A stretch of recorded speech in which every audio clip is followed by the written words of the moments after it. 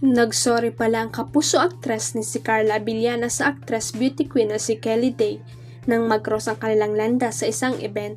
Kwento ni Kelly Day mismong siya ang unang pumansin at bumati kay Carla nang magkita at magkasalubong sa dinaluhan nilang beauty pageant ilang buwan na ngayon ang nakararaan.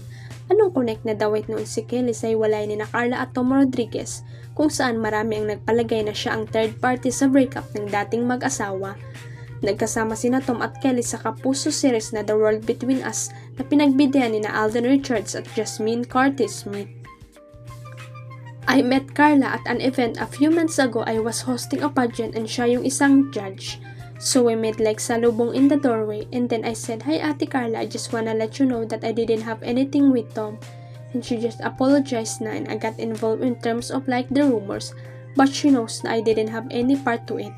Payag ni Kelly sa panayam ng ilang piling miyembro ng Showbiz Press kamakailan lang.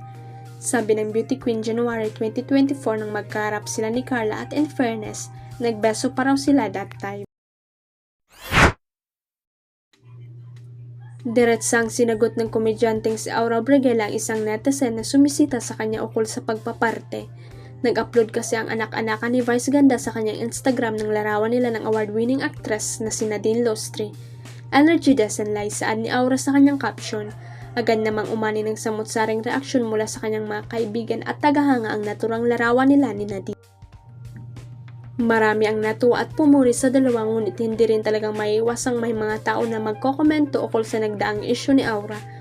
Pinuna nito ang pagdalo sa event ng dalaga. "Aura, party-party ka na naman dyan na naman, kapamakan mo." Emoji comment ng netizen. Diretsa ngunit magalang naman itong sinagot ng dating child actor.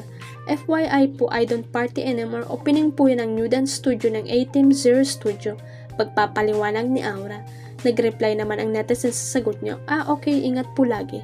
Sabi pa nito kay Aura.